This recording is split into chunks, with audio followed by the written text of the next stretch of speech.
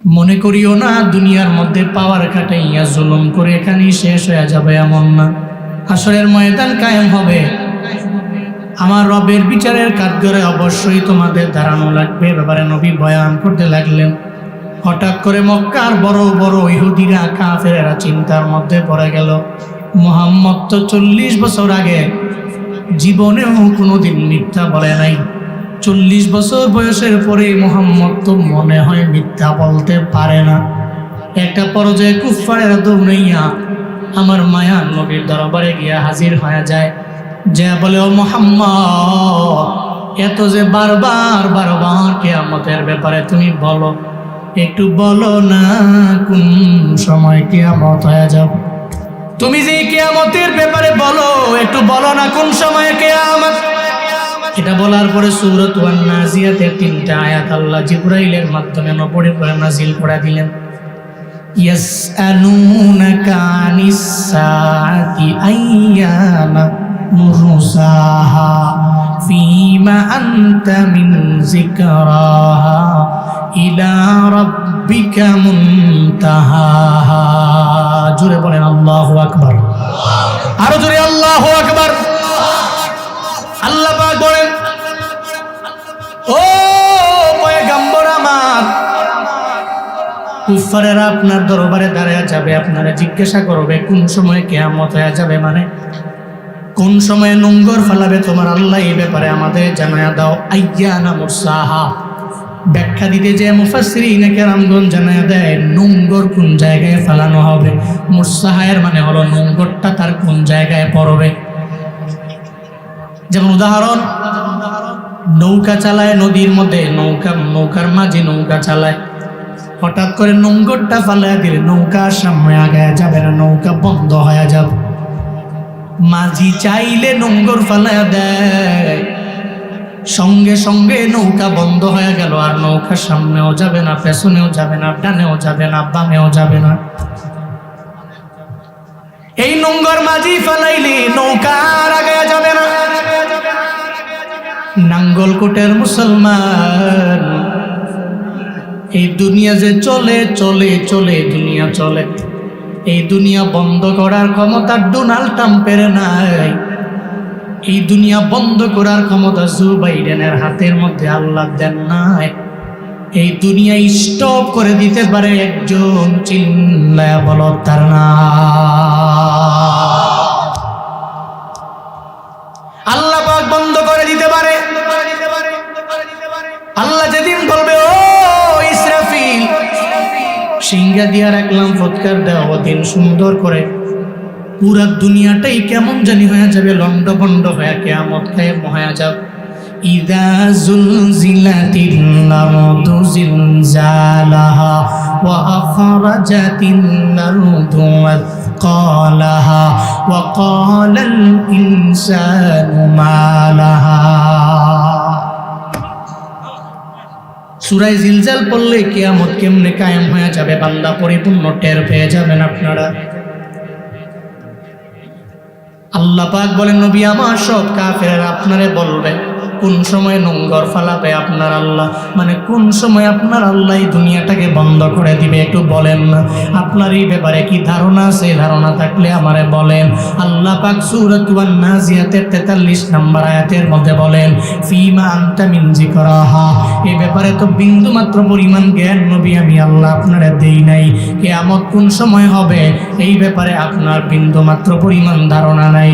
ইলা রাব্বিকা মুনতাহাহা, এই ব্যাপারে জ্ঞানিত হলেন আপনার আল্লাহ, এই ব্যাপারে জানে একমাত্র আপনার আল্লাহ। নবী গো, এই ব্যাপারে বিন্দু মাত্র পরিমাণ জ্ঞান আমি আল্লাহ দেই নাই। তাহলে যদি কোনো হুজুর ইউটিউবের মধ্যে এসে বলে 30 সালে কিয়ামত হয়ে যাবে, 35 সালে কিয়ামত হয়ে যাবে, 40 সালে কিয়ামত হয়ে যাবে, যে জায়গায় নবী বলে আমার জানা নাই, ওই জায়গায় কোনো আলেম যদি বলে আমার জানা আছে, তাহলে বোঝা যাবে ও আলেম নামের প্রতারক এবং ভণ্ড, ঠিক কিনা? জিবরাইল নবীর দরবারে আসলেন, আয়েশা বলে, ও পয়গম্বর, মাতা সাআয়ের মানে কোন সময় কিয়ামত হবে একটু বলেন না।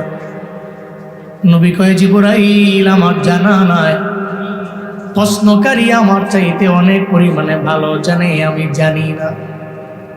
এর মানে নবীও বললেন কিয়ামত কোন সময় হবে আমার জানা নাই।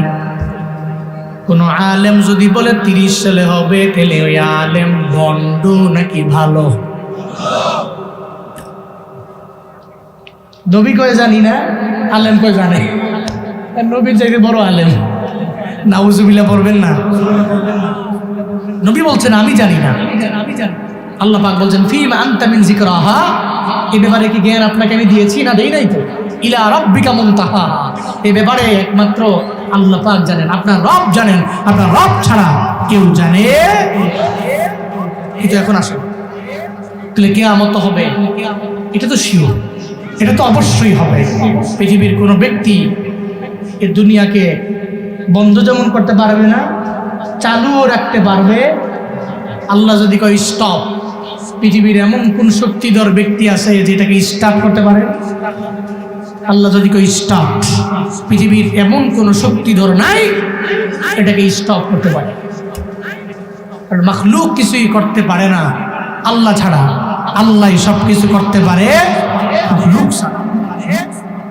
তাহলে কিয়ামত হবে, এ ব্যাপারে আমাদের ঈমান আছে, ইয়াকিন আছে, বিশ্বাস আছে।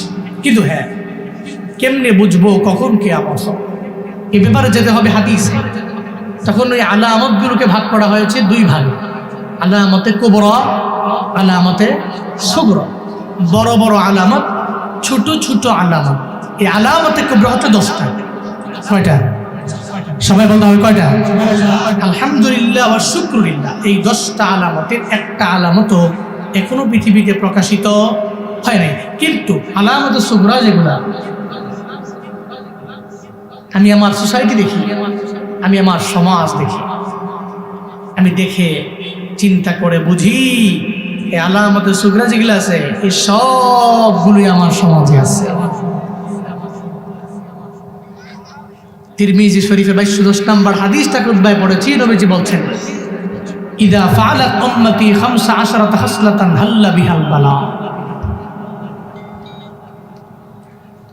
বায়ান নবী জানায়া দিলেন আমার উম্মতরা যখন দেখবে এদের মধ্যে 15টা খাসলত পাওয়া যায়। কয়টা? কয়টা? হাল্লা বিহাল বালা, উম্মতের বলে দাও এরা বড় বিপদের মধ্যে পড়বে, এরা বড় মুসিবতের মধ্যে পড়ে যাবে। 15টা খাসলো যদি দেখতে পাও, তাহলে আমার উম্মতটা বড় বিপদের মধ্যে পড়বে, মুসিবতের মধ্যে পড়বে। ফাকিলা মা হুন্না ইয়া রাসূলুল্লাহ, সাহাবায়ে কেরাম বললেন নবী ওই 15টা খাসলত কি আমাদের বলা যায় কিনা, বলবেন কিনা? নবীজি বলতে লাগলেন ক্বালা ইযা কানাল মাগনামু দুআলা, 1 নম্বরে গনিমতের মাল, নিজের মাল আমার উম্মতেরা মনে করবে রাষ্ট্রীয় সম্পদ, নিজের মনে করবে এটা রাষ্ট্রের সম্পদ, এটা ভুলেই যাও। এই জন্যই তো স্বৈরাচারীদের জামানায় এক একটা জালেমের অ্যাকাউন্টে এত পরিমাণে টাকা পাওয়া গেল। সুইস ব্যাংকের অ্যাকাউন্ট করে বেগম পাড়ায় রাষ্ট্রীয় সম্পদ দিয়া দিয়া বাড়ি বানা।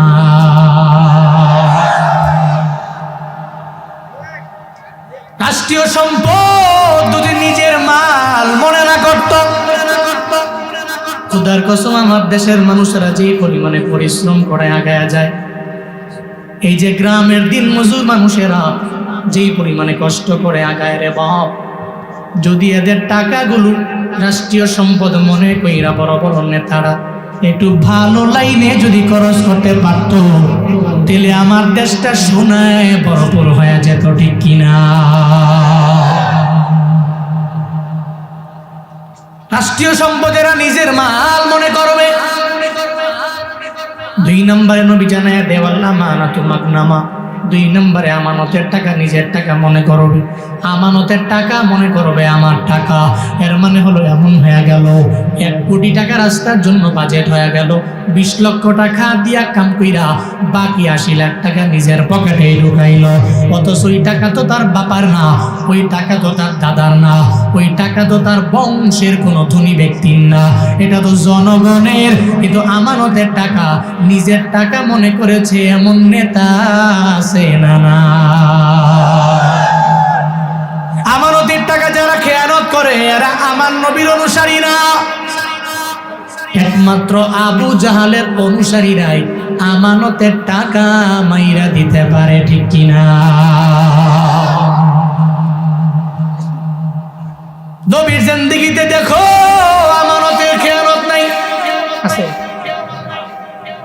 পৃথিবীর এমন কোন সেকুলার নাই যে প্রমাণ করতে পারবে আমার নবীর জিন্দেগিতে কারো টাকা নিয়ে আমার নবী মাইরা দিস। ইতিহাস প্রমাণ করতে পারবে না। আল্লাহ তো নবীরে পাঠাইলেন আমানতদারিতার জন্য। নবী খেয়ানত করে না, নবী আমানতদার। এমন দামি আমানতদার আমার নবী। নাঙ্গলকোটের মুসলমান, টুয়া হাপানিয়ার মুসলমানেরা একটু মনোযোগের কান লাগায় শুইন রে বাবা। নবীর মতো আমানতদার এই দুনিয়ার মধ্যে তুমি কাউরে খুঁজে পাইবা না। এক ইহুদি আবু জাহালের বাড়ির মধ্যে গেল, টাকা রাখলো, কয় বিপদে পড়লে তোমার কাছে চাইলে তুমি আমারে দিয়ে দিবা। কয়ে যাও, আমার কাছে টাকা দিয়েই যাও, পরে টের বাবা। কয়েকদিন পরে ইহুদি বিপদে পড়ে যায়, দৌড়ে যায়, কয় আবু জাহাল এই টাকাগুলো তোমার কাছে রাখলাম, তুমি আমারে দিয়ে দাও। কয় তুই টাকাই রাখো নাই। কয় তোর চিনি না। ইহুদি কয় কয়েকদিন আগে টাকা রাখলাম, এখন তুমি আমারে চিনো না। কয় এটার নাম তো আবু জাহাল। ইহুদি একবারের জায়গায় দুবার কয় বড় বিপদের মধ্যে পড়ে গেলাম, আমার টাকাগুলো আমারে দাও, বড় উপকার আমার হয়ে যাবে।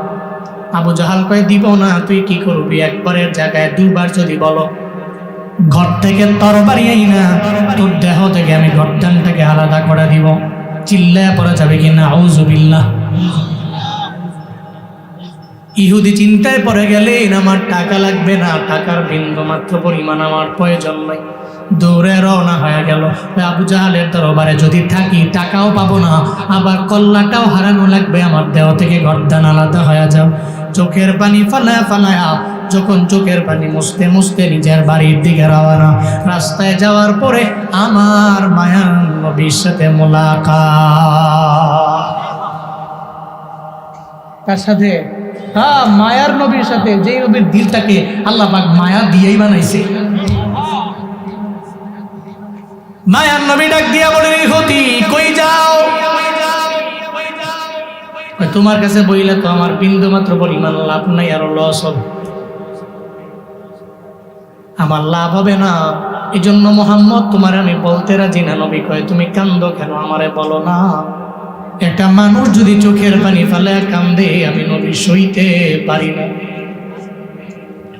ইহুদি আমায় বলো না, মনের মধ্যে কি ব্যথা আছে আমারে জানাও। সঙ্গে সঙ্গে ইহুদি 2-3 বার 4 বার রিকোয়েস্ট করার পরে আবার বলতে লাগলো, রে মোহাম্মদ, আবু জাহালের দরবারে টাকা দিয়ে আসলাম, কিছুদিন পরে বিপদে পড়ার পরে আমি যখন তার বাড়িতে আমার আমানতের টাকা আনতে গেলাম, মাইরা দেয়। উল্টা আমার হুমকি দিয়া ধমক দিয়ে ওই জায়গা থেকে আমার তাড়ায়া দেয়। চোখের পানি ফালায়া ফালায়া কান্না করে চোখের পানি মুছতে মুছতে মুছতে আমি বাড়ির থেকে রওনা হয়ে গেল। নবী কয়, ইহুদি চল না, আমি নবী একটু চেষ্টা করে দেখি আবু জাহালের দরবার থেকে টাকাগুলো উদ্ধার করে দেওয়া যায় কিনা। চিল্লা পড়া যাবে কি সুবহানাল্লাহ? চল না, আমি একটু চেষ্টা করে দেখি আবু জাহালের কাছ থেকে টাকাগুলো উদ্ধার করে দেওয়া যায় কিনা। ইহুদি কয়, যেহেতু মুহাম্মদ বলতেছে তো যাই, হয়তো কোনো একটা কাহিনী আছে। রওনা হলেন। আবু জাহালের দরওয়াজার সামনে গিয়ে কয়, আবু জাহাল বাড়ি আসো? কে? মুহাম্মদ। বাবা রে, তুমি আমার বাড়ি কেমনে? দরওয়াজা খুইলা দেখে মুহাম্মদ নবীজি দাঁড়ানো সাল্লাল্লাহু আলাইহি ওয়াসাল্লাম। দাঁড়ানো, পাশে আবার ইহুদি। এবার আবু জাহালের মাথা গরম না ঠান্ডা? ওই যে ইহুদিরে আমি তাড়াইয়া দিলাম, ওই ইহুদি আবার মুহাম্মদের সুপারিশ বলার জন্য নিয়ে আসলো। এত বড় সাহস ইহুদি কোত্থেকে পাইল? কেন আবার মুহাম্মদের সুপারিশ কোয়ার লেগে লয়ে আইলো? এই মুহাম্মদ, কি জন্য আমার দরবারে আসলা আমারে জানো? মায়ান নবী কয়, আবু জাহাল, এই টাকা তোমার না, এই টাকা ইহুদির, ইহুদির টাকা ইহুদিরে ফেরাইয়া দাও, কারণ এটা বান্দার হক। যদি বান্দার হক নষ্ট করে দুনিয়া থেকে বিদায় নেও, আল্লাহর হক নষ্ট করলে আমার মাওলা তোমাকে মাফ কইরা জান্নাতে দিতে পারে। কোনো একটা তাওবার কারণে, চোখের পানির কারণে আল্লাহ জান্নাতে ঢুকাইয়া দিতে পারে রে। কিন্তু যদি বান্দার হক নষ্ট করো, আমার আল্লাহও তোমারে মাফ করতে পারবে না, ঠিক কিনা? বান্দার হক বড় মারাত্মক। হাসরের ময়দানে আল্লাহ পাক বলবে, বান্দা দুনিয়াতে নেক আমল করেছো, জান্নাতে যাও। বান্দা নেক আমলের পাওয়ারের পরে যখন জান্নাতের দিকে ধরে যাবে, প্রতিমধ্যে যাওয়ার পরে টুয়া হাঁপানিয়া আর একটা মানুষ সামনে দাঁড়ায় গেল। কই কই যাও? কই জান্নাত। কই যে দুনিয়া বিলাইনের 20,000 টাকা তোমার নেতার পাওয়ারের কারণে আমায় দিলে না, মাইরা দিলে, আমিও মারা গেলাম, তুমিও মারা গেলাম। দুনিয়াতে 20,000 টাকা আমার ছেলেও পায় নাই, আমার মেয়েও পায় নাই, আমিও পাই নাই। আজকে সেই টাকা আমায় দাও, এরপরে জান্নাতে যাও। তোমার মুসলমান জানায় দাও আমায়, ওদিন কি আমার মাওলার দরবারে হিসাব দিয়া এবং ওই বান্দার টাকা দিয়া জান্নাতে যাওয়া যাবে? যাবে যাবে যাবে। ওদিন টাকা আছে, কথা কেন কেন টাকা দে, এরপর জান্নাতে যা। না টাকা তো নাই। টাকা না থাকলে দিলে কি দিবি? হ্যাঁ, একটা পর্যায়ে দেখা যাবে কনফার্ম জান্নাতি হওয়া ব্যক্তিটা নেক দিতে দিতে দিতে টাকা 20,000, এই টাকার বিনিময়ে নেক দিতে দিতে দিতে দিতে জাহান্নামে যাওয়া লাগবে। যে ব্যক্তি কনফার্ম হয়ে গেছে, ওই ব্যক্তির নেক আমলের পাল্লাটা ভারী হইয়া সে জাহান্নাম থেকে কনভার্ট হইয়া চলে যাবে জান্নাতে।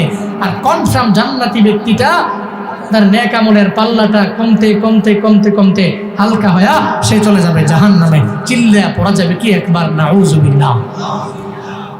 এর মানে বান্দার হক, বান্দার হক বড় মারাত্মক। তাফসীরে জালালাইন, তাফসীর আছে একটা জালালাইন, দুই জালালের তাফসীর, জালালউদ্দিন সুয়ুতি, জালালউদ্দিন মাহল্লি, দুই জালাল, জালালান। জালালউদ্দিন সুয়ুতি রহমতুল্লাহ আলাইহি বলেন, বাগদাদ থেকে একদল হাজি কাফেলা রওনা হলো মক্কায়। কই যাবে? হজে। প্রতিমধ্যে যাওয়ার পরে হঠাৎ করে একটা হাজি অসুস্থ হয়ে দুনিয়া থেকে বিদায় নিয়ে চলে গেল। বিশাল এক মরুভূমি এলাকা, কোনো জায়গায় কোনো কুদালও পাওয়া যাবে না, কোনো মানুষও নাই, কোনো বাড়িও নাই, কোনো ঘরও নাই, জনমানব শূন্য এলাকা। টেনশনে পড়ে যায়, কোথায় গেলে কুদাল পাবো, এই লোকটারে আমরা কেমনে এই জায়গার মধ্যে দাফন করতে পারবো জানা নাই। দৌড়ে রওনা হয়ে গেল। অনেক দূর যাওয়ার পরে একটা বাড়ি পেইল, তাকায় দেখো এই বাড়ির আঙ্গিনা পরিষ্কার করে কুদাল দিয়া বাড়ির মহিলায়। মহিলা, এই কুদালটা দাও, এই কুদালটা নিয়ে আমরা একটা হাজির কবরটাকে খনন কইরা এরপরে আমরা তোমার কুদাল তোমার আইনা দিয়ে নিব। উপকারের মায়ে তো বাগে খায়। অনেকজন এটা বইলা কুদাল নেয়, মরুভূমির মধ্যে রাইখাই চলে যায়। আমার কুদাল আমার বাড়ির মধ্যে আইনা দেয় না, এমন নজির প্রমাণ আছে না নাই? তোমার উপকারের মায় বাগে খায়, আগে তোমারে শর্ত দিয়া দিলাম, আমার কুদাল আমারে ফিরে দিবা, আইনা আমার হাতের মধ্যে দিয়া দিবা। এই শর্ত মানলে তোমাদের কুদাল দিয়া দিতে পারি। ওই শর্ত মেনে নিলাম, এরপরেও কুদালটা আমাদের দাও।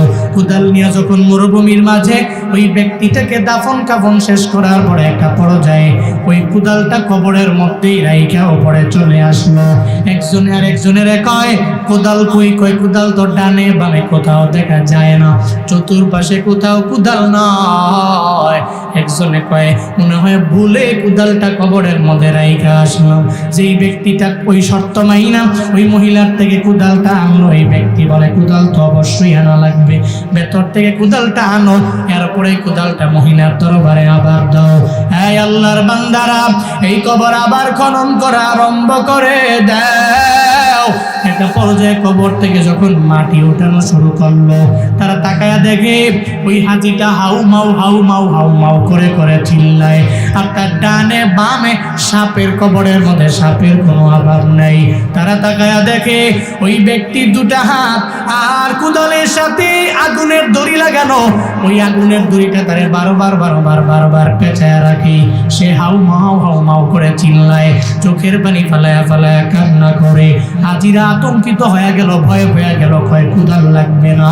ও হাজিরা, কুদালের বিনিময়ে ওই মহিলারে আমরা প্রয়োজনে 3 গুণ 4 গুণের টাকা বাড়াইয়া দিব, এরপরেও কুদালটা আনা লাগবে না, মাটি চাপা দিয়া দাও। হাজিরা মহিলার কাছে গেল, বুঝাইয়া দিয়া কুদালের বিনিময়ে 4 গুণ টাকা দিয়া এরা রওনা হয়ে গেল মক্কা মদিনায়। হজের কাজ যদি শেষ হওয়ার পর এরা চলে আসলো আবার বাগদাদি। ওই ব্যক্তির এত পরিমাণে আযাব কেন শুরু হয়ে গেল, এটা জানার জন্য তার যে হোম মিনিস্টার মানে ঘরওয়ালি, ওই ঘরওয়ালির দরবারে ধরায়া যায় আর কয়, এই তুমি কি ওই স্বামীর স্ত্রী? কয় হা। ওই ব্যক্তির স্ত্রী হলে আমাদের জানাও, কেন তার দেহে আযাব হয়ে গেল, কেন তার কবরের মধ্যে ঢুকানোর পরে এত শাস্তি হয়ে গেল, এই ব্যাপারে তো অবশ্যই তোমার জানা আছে, তুমি আমাদের জানায়া দাও। ওই মহিলা কয়, কয়েকদিন আগে তো একজন বিজনেস পার্টনারকে সে মারলো, মাইরা তার সমস্ত টাকা পয়সাগুলো কেড়ে নিয়ে গেল। আবার বাড়ির মধ্যে এসে কয়, এই টাকাগুলো নিয়ে আমি বাইতুল্লাহে যাব, হাজরে আসওয়াদে চুমো দিব, দিলে জিন্দেগির সমস্ত গুনাহ আমার মাফ হয়ে যাবে। আল্লাহ বুঝি তারে হজে নিয়ে যাবে, এই টাকা তো বিন্দু মাত্র পরিমাণ হালাল না, এটা হারাম।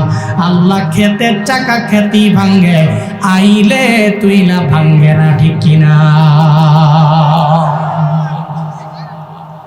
আল্লাহ ক্ষেতের চাকা খেতেই ভাঙ্গে, লাইলে তুইলা আইলে তুইলা ভাঙ্গে না। আমেরিকার ক্যালিফোর্নিয়ায় আগুন কেন আগুন নিভাতে পারে না? সাংবাদিকেরা কয়, আগুন কেন নিবে না, কেন নিভাতে পারি না, কেমনে লাগলো, এই ব্যাপারেও জানা নাই। কেন আগুন নিবানো যায় না সাংবাদিকেরা জানে না, কিন্তু যারা মুসলমান এরা জানে ক্যালিফোর্নিয়ায় আগুন লাগলো কেন আগুন নিবানো যায় না। এই ব্যাপারে মুসলমানরা পরিপূর্ণভাবে ভালো করেই জানে রে বাপ। আল্লাহর প্রতি ঈমান আর ইয়াকিন যাদের পরিপূর্ণ আছে, এরা কয়েকদিন আগেও ইসরায়েলে বলল ডলার যা লাগবে দিব, গাজাটারে পরিপূর্ণ উড়াইয়া দাও, ফিলিস্তিনের উড়াইয়া দাও। এরা মনে করলো আরেকজন ব্যক্তি দিলে কষ্ট দিলে মনে হয় আমরা ধরা খাবো না। আল্লাহর মাইর তো দুনিয়ার ভাই, এখন ক্যালিফোর্নিয়ায় আগুন লাগাইলো, এমন ভাবে লাগলো যে কেউ নিভাতেও পারে না, বন্ধ করতে পারে না। কে লাগাইলো এই ব্যাপারে বিন্দু মাত্র পরিমাণ জানে না। আল্লাহ কয়, ক্ষেতের চাকা আমি খেতে ভাঙ্গি, আইলে তুই না ভাঙ্গি না, ঠিক কিনা? ফিলিস্তিনি মুসলমানদের কান্নার আওয়াজ এই আগুন লাগাইলো। এই মাজলুমদের আর্তনাদ, যেই মাজলুমেরা চোখের পানি ফালায় কান্না করলে বুলেট মিস হতে পারে, এই কান্না আমার রবের দরবারে যাইতে মিস হয় না। বুলেট মিস হতে পারে, কিন্তু মাজলুমদের চোখের পানি রবের দরবারে যাইতে মিস হতে পারে। এই জন্য ফিলিস্তিনি মুসলমানদের আগুন লাগিয়েছে ক্যালিফোর্নিয়ায়। এটার পাওয়ার কত জানেন? মজলুমের আল্লামা শেখ সাদি রহমাতুল্লাহ আলাইহি ওনার গুলিস্তা কিতাবের মধ্যে উনি একটা ঘটনা আনলেন। এক এলাকার মধ্যে একজন জালেম ছিল, জুলুম করে, মানুষের উপরে নির্যাতন করে। 2 তলা বিশাল একটা ভবন, হঠাৎ করে তাকায়া দেখে পুরো ভবনের মধ্যে আগুন লাইগা ভবনটা পুইরা গেছে। জালেম বিল্ডিং এর পাশে দাঁড়ায়া দালানের পাশে দাঁড়ায়া চোখের পানি ফালায়া কান্দে। আর কয়, কিসে আগুন লাগাইলো, কেন আগুন বন্ধ করতে পারি না? পাশ দিয়ে একটা বুজুর্গ যায়, একটা পীর পাশ দিয়া দিয়া হাইটা যায়। একটা পীর বুজুর্গ কয়, কিরে জালেম তুই কান্দকে? কয় 2 তলা দালানটা কে যেন আগুন লাগাইলো, কিভাবে যেন পুইরা গেল। কয় আগুন তো কেউ লাগায় না, গরিবের উপরে যে বারবার জুলুম করলা, নির্যাতন করলা, ওই গরিবের আহ শব্দটা আমার মাওলার দরবারে পৌঁছা গেছে। ওই গরিবের আহ শব্দের আল্লাহ আগুনটা লাগায় দিছি। গরিবের আহ রবের দরবারে গেছে, ওই গরিবের আহ শব্দের আগুন তোমার 2 তলা দালানটা জ্বালায়া পুরা ভস্ম করে দিছে। এই জন্য গরিবের আহ শব্দের অনেক পাওয়ার। বলতেছিলাম বান্দার হক মারাত্মক, নষ্ট করা যাবে। নবীজি মনে আসেনি? কান টানলে মাথা আসে না? হ্যাঁ, নবীজি বলতে লাগলেন, আবু জাহাল তোমার হক না, বান্দার হক দাও, এটাকে তোমার না। ধমক দিলেন। আবু জাহাল কয় কি, মোহাম্মদ একবারের জায়গায় 2 বার বললে তুমি মনে করছো তোমার ছেড়ে দিব না? তরবারি আইনা তোমারেও তোমার দেহ থেকে কল্লাটা আলাদা করে দিব। নাউজুবিল্লাহ পড়বেন না। এটা বলার পরে দৌড়ে যখন চলে গেল, আবু জাহাল ঘরের মধ্যে তরবারি আইনা আমার নবীর দেহ থেকে কল্লা আলাদা করে দিবে। মায়ার নবীর ডানেও কেউ নাই, বামেও কেউ নাই, সামনেও কেউ নাই, পেছনে কেউ নাই। মনে রাখবারে বাবা, দুনিয়ার কেউ যেখানে নাই, ওই জায়গায় আমার আল্লাহ আছে না? না, আল্লাহ তো আছে। মায়ার নবী বলল, মালিক এখন আমার সাহায্যকারী কেউ নাই, তুমি চাইলে তো আমার একটু সাহায্য করতে পারো রে আল্লাহ। আল্লাহ কয়, আমার নবী আমার কাছে সাহায্য চাইলো, আমি কেন আমার নবীর সাহায্য করব না? ও জিবরাইল, একটা বাঘ সেই যে আমার নবীর পাশে গিয়া দাঁড়ায়া যাও, আবু জাহালের দরবার থেকে টাকাগুলা গুড্ড কইরা ইহুদির হাতের মধ্যে পৌঁছায়া দাও। জিবরাইল বাঘ সেজে যখন আমার মায়ার নবীর দিকে দৌড়ায়া যায়, একটা পর্যায়ে নবী দাঁড়ানো, আমার মায়ার নবী তাকায়া তাকায়া দেখে বাঘ দৌড়ায় আসে। আবু জাহাল তরবারি আইনা দেখে একটা বাঘ আমার নবীর দিকে আসে। আবু জাহাল কয়, মুহাম্মদ তুমি এখান থেকে সরে যাও, নাইলে বাঘ তোমারে খেয়ে ফেলবে, তোমারে মেরে ফেলবে। আমার মায়ার নবী বলে, ও আবু জাহাল, না না, বাকি আমারে খায় নাকি তোমারে খায়, একটু পরে টের বাবা, একটু পরে টের পেয়ে যাবা, বাকি আমারে ধরে নাকি তোমারে ধরে। এমন একটা হালাতে যখন একটা পর্যায়ে দেখা গেল বাঘ আমার নবীর পাশে এসে দাঁড়ায়া যায়, আবু জাহাল তাকায়া দেখে বাঘ শুধু আবু জাহালকে খাওয়ার জন্য দৌড়ায়। নবী তাকায়া দেখে বাঘ যায় না, নবীর পাশেই বাঘটা এসে দাঁড়ায় রইল। আবু জাহাল ভয় পেয়ে গেল, আমার নবীরে বলতে লাগলো, মুহাম্মদ তুমি বাঘটারে থামাও, কারণ এই বাঘ খাওয়ার জন্য আমার দিকে দৌড়ায়। আমার মায়ার নবী কয়, না না আবু জাহাল, বাঘ তো তোমার দিকে যায় না, তুমি বাঘের কেন এত ভয় পাও? আবু জাহাল কয়, না না বাঘটারে থামাও, বাঘ আমার দরবারে আসে। নবী দেখে বাঘ যায় না, আবু জাহাল দেখে বাঘ আবু জাহাল খাওয়ার জন্য দৌড়ায়। এই কুদরত দুনিয়ার কারণ, এই কুদরত একজনের, চিল্লায় বলো তার না। কার কুদরত? কাদের কুদরত দারি বর কামাল, রব্বি আনতা হাসবি জুল জালাল, তুহি কাদের জলিলুল্লাহ জাহাদা বহর হালে, তুহি মেরা নগহদা। আল্লাহ পাকের কুদরতে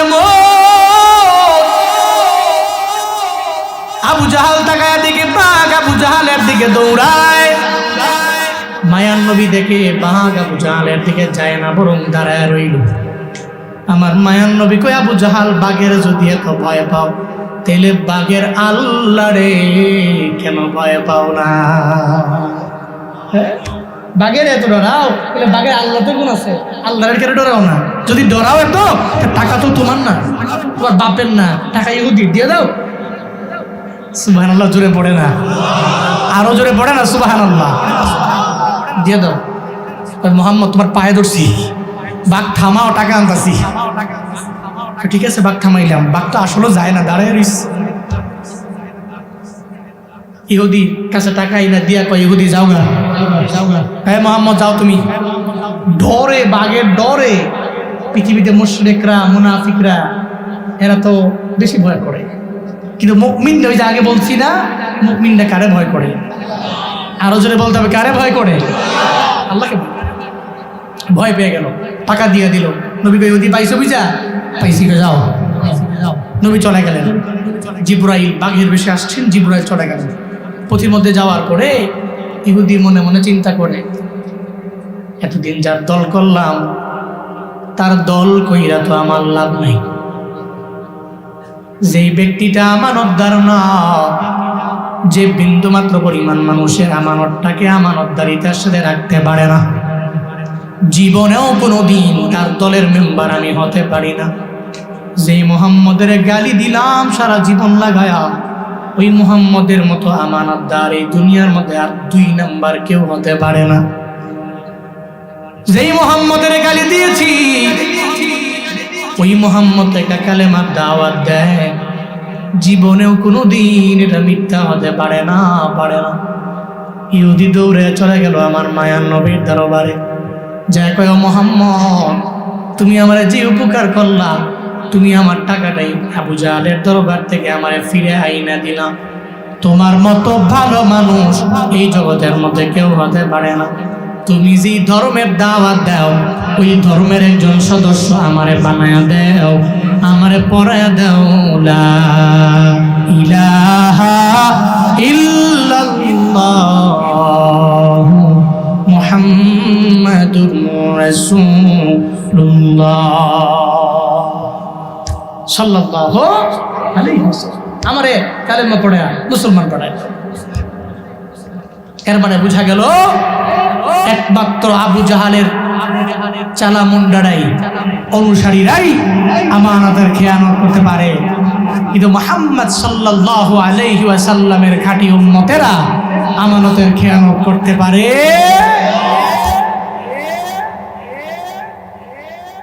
2 নাম্বার গেল। 3 নাম্বার নবীজি বলছেন, যাকাতু মাগরামা। আমার উম্মতেরা যাকাতকে মনে করবে জরিমানা। কি মনে করবে? সবাই বলতে হবে, কি মনে করবে? জরিমানা মনে করবে। যাকাত মনে করবে জরিমানা। অথচ যাকাত দিলে সম্পদ বাড়ে না কমে? বাড়ে না কমে? যাকাত দিলে সম্পদ বাড়ে, আল্লাহ বরকত দেয়। কিন্তু নবীজি বলছেন, উম্মতেরা এমন একটা পর্যায়ে আসবে এদের ভিতরে, এরা যাকাতকে জরিমানা মনে করে 1 লক্ষ টাকার যাকাত 20,000 টাকা দিয়া বাকি 80,000 টাকায় নিজের কাছে রাইখা দিবে, মনে করবে যেটা জরিমানার মতো। এরকম আছে না নেই? এমন লুঙ্গি দেয় যাকাত হিসাবে, মাশাআল্লাহ। এই লুঙ্গি নিয়ে গরিবে পড়ার পরে একবারের জায়গায় 2 বার পড়ছে, আর 2 লুঙ্গি তেনা তেনা টান দিলে সিরা জায়গায়। গরিবে কয়, এরম লুঙ্গি না দিলেও পারতেন, এতে বালাটা আমার গরুই আছে। এরকম আছে না নাই? আছে না নাই? মনে করে যাকাত জরিমানা। আজকের মাহফিলের সম্মানিত প্রধান ওয়াইজ হযরত মাওলানা কারি আব্দুল কাইয়ুম মিয়াজি সাহেব দামাত বারাকাতুহুম ভাই আসছেন। নির্দিষ্ট সময়ে আসবেন, বয়ান শুনবেন, আপনারা ধৈর্য সহকারে বসে। মনে করবে যাকাতকে জরিমানা, অথচ মুমিন যারা, এরা যাকাতকে জরিমানা মনে করতে পারে? পারে পারে পারে পারে পারে। 3 নাম্বার গেল। 4 নাম্বার নবীজি বলছেন, আতো আর রাজুল যাওজাতাহু ওয়া আক্কা উম্মাহু। ব্যক্তিটা তার বউকে প্রায়োরিটি দিবে, বউকে বেশি ফলো করবে। আক্কা উম্মাহু, তার মায়ের অবাধ্য হয়ে যাবে। এরকম সমাজে আছে না নাই? আছে না নাই? বউকে প্রায়োরিটি দেয়, মাকে প্রায়োরিটি দেয়। এটা আমার এলাকায় আছে। 25 বছর পর্যন্ত জুয়ান পোলাটা মায়ের আদর ছাড়া চলতে পারে না। হঠাৎ করে সুন্দরী একটা রমণী ঘরের মধ্যে আসার পরে মা বাবায় কষ্ট করে করে ওরে পাঠাইয়া দিল সৌদি আরবে। চলে গেল বাহিরে, লাখ লাখ টাকা কামায় মাসে মাসে। একটা বড় যায়, একদিন গেল, দুদিন গেল, 3 দিন গেল, 1 মাস গেল, 2 মাস গেল। বউটা বারবার টেলিফোন দিয়া কয়, তোমার মায়ের জ্বালায় বাঁচি না, তোমার বাবার জ্বালায় আমি বাঁচি না। তোমার মা আমার সকালেও ধমক দেয়, দুপুরেও ধমক দেয়, রাতের বেলা ধমক দেয়। অথচ একটা সন্তান হইয়া তার বউরে সে বলতে পারে নাই, মায়ের ধমকটাই আমার জীবনের জন্য কল্যাণ বয়ে আনবে। কারণ মা যদি আমারে ধমক দেয়, ওই মায়ের ধমকের মধ্যেও বরকত আছে না না। বাবা যদি আমারে ধমক দেয়, ওই ধমকের মধ্যেও আমার জন্য বড় বরকত। আল্লাহ বাবার ধমকের মধ্যে আমার জন্য বরকত রাখছেন। তাহলে জীবনে কোনোদিন আমি এই কথা বলতে পারবো না, বউরে আমার মায়ের কথা পাত্তা দিও না, মায়ের কথা বাদ দাও, এটা আমি বলতে পারবো না। কিন্তু এরপরেও যুবক ছেলেটা কেন যেন এবার মায়ের ফোন দেয় না, মায়ের সাথে কথাও বলে না। বাহির থেকে আসার পরে হঠাৎ করে বউ যে মায়ের কথা বারবার বলল, তোমার মায়ের সকালবেলা আমারে ধমক দেয়, দুপুর বেলা আমারে ধমক দেয়, রাতের বেলা আমারে ধমক দেয়। হঠাৎ করে এবার ওই মহিলা বলার পরে এবার মায়ের প্রতি একটা ঘৃণা জমে গেল। 25 বছর যে মায়ের আদর সারা বিন্দু থেকে বিন্দু মাত্র পরিমাণ চলতে পারে না, ওই ছেলেটাই এখন সকালেও মায়ের ডাক দেয় না, দুপুরেও ডাক দেয় না, রাতের বেলাও ডাক দেয় না। এমন নিমখারাম সন্তান আমরা সমাজে আছে না না। বউরে প্রায়োরিটি দিবে, মায়ের প্রায়োরিটি দেয় না।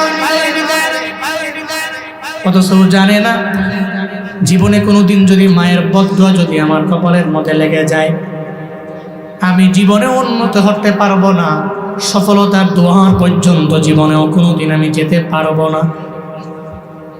মায়ের দোয়া নিয়ে যদি আগাও, মনে রাখবা ওয়াইসাল কারণী আমার রবের দরবারে তো দামি হইছে। দুনিয়ার কোনো সাধারণ আমলের দ্বারা না, বরং মায়ের দোয়ায় আমার রবের দরবারে কবুল হয়ে গেছে। পড়েন সুবহানাল্লাহ।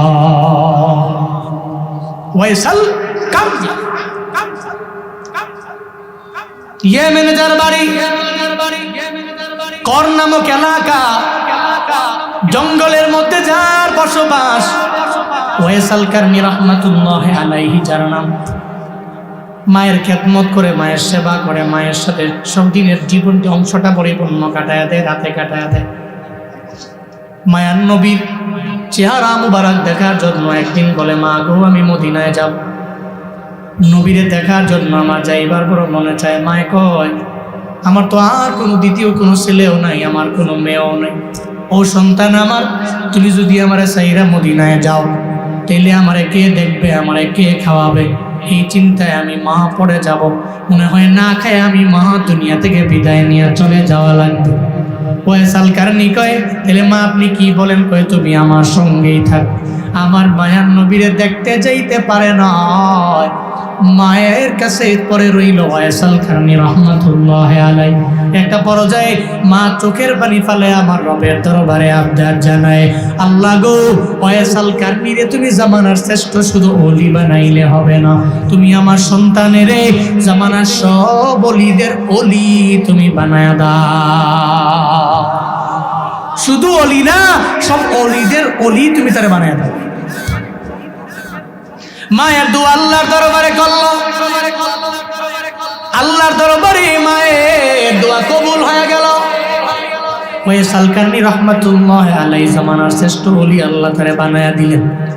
ওদিকে মায়ার নবী মদিনায়, আল্লাহ পাক রব্বুল আলামিন আমার নবীর স্বপ্ন যুগে নবীরে দেখায়া দিলেন, নবী গো আপনার একজন আশেক আছে, ইয়ামানের কর্ম অঞ্চলের মধ্যে বসবাস।